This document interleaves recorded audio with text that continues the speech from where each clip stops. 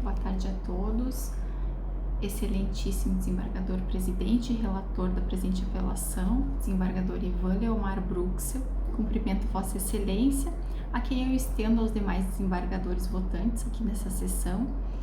Cumprimento o representante do Ministério Público e os demais servidores de justiça, também os advogados aqui presentes. Estamos diante de uma apelação criminal em que o apelante, Sr. Patrick José Storck, busca o provimento do recurso para fins de absolvição. A ele foi imputada a prática do crime de estelionato com aumento de pena em razão da idade da vítima. Segundo consta na denúncia, teria sido obtida uma vantagem indevida no valor de R$21 mil em prejuízo de Lourdes Piola Krieger, mediante induzimento e manutenção em erro. Acerca da preliminar quanto à ausência de representação da ofendida.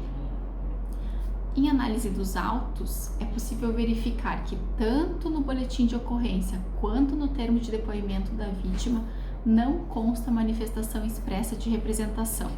No final do expediente, há apenas uma certidão lavrada pela autoridade policial, informando que por um lapso o termo de depoimento não registrou essa representação. Contudo, excelências, não se pode admitir que um ato essencial como a representação seja suprido por uma mera certificação policial. A representação é condição de procedibilidade da ação penal, devendo ser manifestada de uma forma inequívoca pela ofendida, garantindo-se a observância do devido processo legal. Portanto, eventual ausência dessa formalidade deve acarretar a rejeição da denúncia pelo juiz.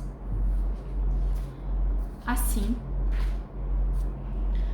tendo em vista que a ausência de representação nas ações públicas condicionada implica, por efeito, na carência do requisito de procedibilidade da ação, postula-se pela extinção da punibilidade do agente nos termos do artigo 107, inciso 4 do Código Penal.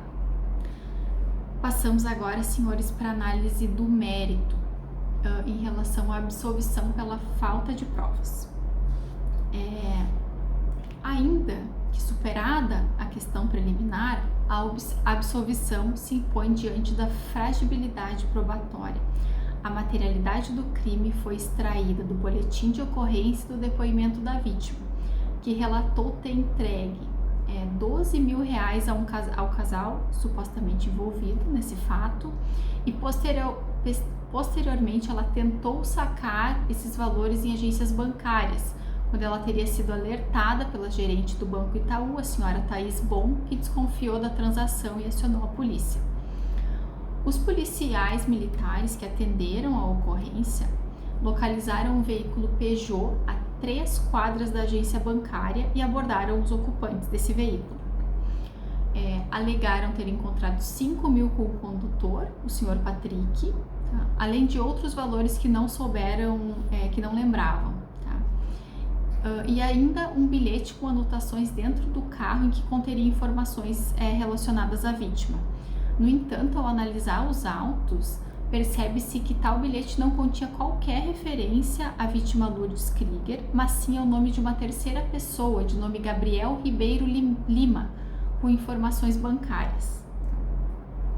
Frisa-se, excelências, diferente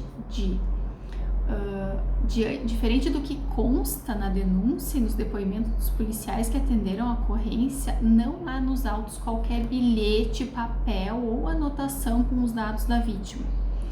Por outro lado, a prova judicial ela está integralmente assentada em depoimentos orais, ao passo que inexiste uma produção, ainda que na fase inquisitorial, de elementos técnicos ou digitais. Assim, não se tem uma conclusão segura quanto à autoria delitiva ou outros elementos capazes de corroborar com a tese acusatória. A prova testemunhal colhida não permite uma conclusão segura quanto à autoria delitiva. Os depoimentos dos policiais militares que realizaram a abordagem, bem como a do funcionário do banco, elas apresentam divergências e incertezas sobre a participação efetiva do apelante no fato narrado, né? Mais grave Mais grave ainda, o reconhecimento do apelante foi realizado na delegacia de maneira flagrantemente irregular. Retomando o depoimento pessoal das testemunhas dos policiais militares, foi afirmado que o casal abordado, ele foi levado à delegacia, que no local eles não souberam precisar se a vítima identificou ou não, mas que eles teriam sim sido identificados na delegacia como os autores do delito. Acerca desse reconhecimento realizado em sede policial, constata-se que a vítima foi levada a apontar as duas pessoas que foram detidas, conforme o registro policial. Isso foi dito pela vítima tanto durante a abordagem policial quanto em juízo.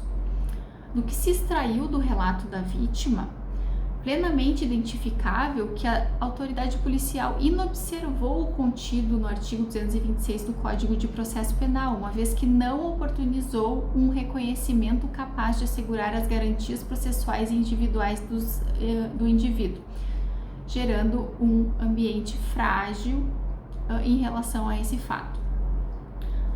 A vítima foi levada a apontar os acusados sem qualquer procedimento formal adequado, em clara afronta ao artigo 226 do Código de Processo Penal. Configurou-se aqui o que a gente chama de show-up.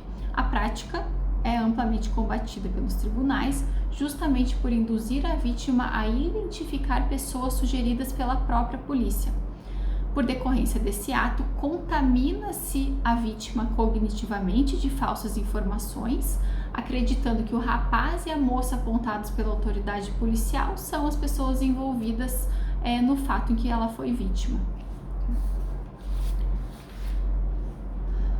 Veja-se que, ao ser exibida pessoas, qualquer vítima tende a concordar com a conclusão da polícia, uma vez constatada a prática do show-up na fase policial, o que se espera da vítima é uma reprodução falha no reconhecimento das mesmas pessoas vistas na delegacia. Até porque essa pergunta é feita: na delegacia, a senhora reconhece essas pessoas? Sim, reconheço. E essas mesmas pessoas a senhora reconheceu aqui? Sim, reconheço. Isso já na fase judicial. A inobservância desse procedimento enseja a nulidade da prova, tá? Portanto, não pode servir de lastro para condenação, ainda que confirmado em juízo.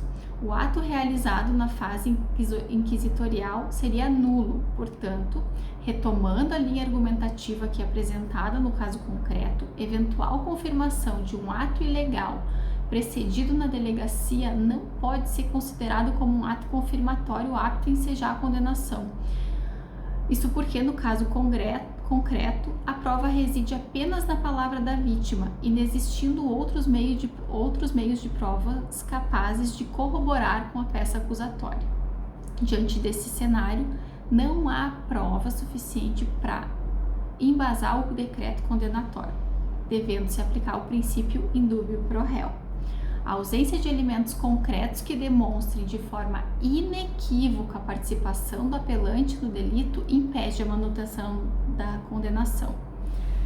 Dessa forma, excelências, requer-se preliminarmente o reconhecimento da nulidade por ausência de representação da ofendida e, consequentemente, a extinção da punibilidade do apelante. No mérito, subsidiariamente, pugna-se pela absolvição do acusado por insuficiência probatória, nos termos do artigo 386, inciso 7 do Código de Processo Penal. Muito obrigada a todos, obrigada, excelências, uma ótima tarde.